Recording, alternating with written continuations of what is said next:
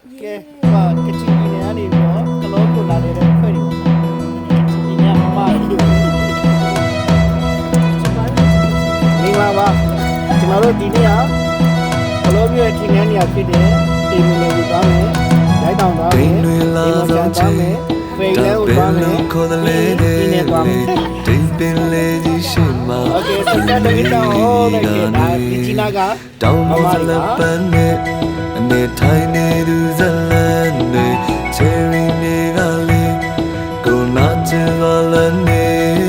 မနက်ခင်းနေကမင်းကိုလမ်းစေတဲ့ရိတ်တဲ့ကိုမရောက်လာတဲ့လမ်းမှာနေဆောင်လို့နေမလားလေဇလပန်းလေးတောင်းမဇလပန်းလေး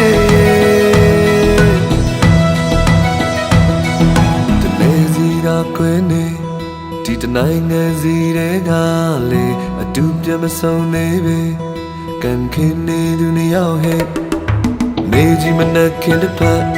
ဒီနေဝင်တဲ့တစ်ဖက်စီတောင်းမောသူငွေတက်တောင်းမောသာကရနေပြီစိတ်ကူးရင်ဒီဆောင်ဒီရှမ်းပြည်ကပန်းချယ်ရီ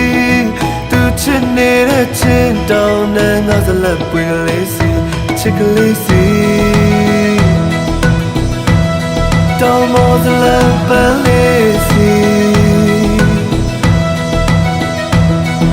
စလပ်ပန်းဝင်ဖြူလေးလို့နေရစိတ်နေဖြူစင်းနေစလပ်ပန်းဝင်နီလေးလို့မင်းကလေးပါနေကရဲ့စလပ်ပန်းဝင်ဝါလေးလို့မင်းသားလေးဟာဝါလေးနဲ့မြင်မှုတွေ့ခဲ့မှု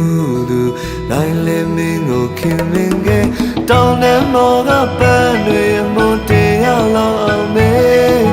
ဒီပန်းတွေနဲ့ရွှေချေပြီးမရစေခဲ့ပြီစလပ်ပန်းလေး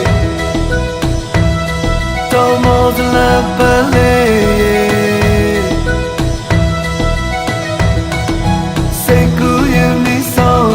ရှမ်းပြည်ကပန်းချယ်ရီသူချစ်နေတဲ့ချင်းတောင်းတဲ့ငါစလပ်ပွင့်ကလေးစီချစ်ကလေးစီတောင်းမစလပ်ပန်းလေး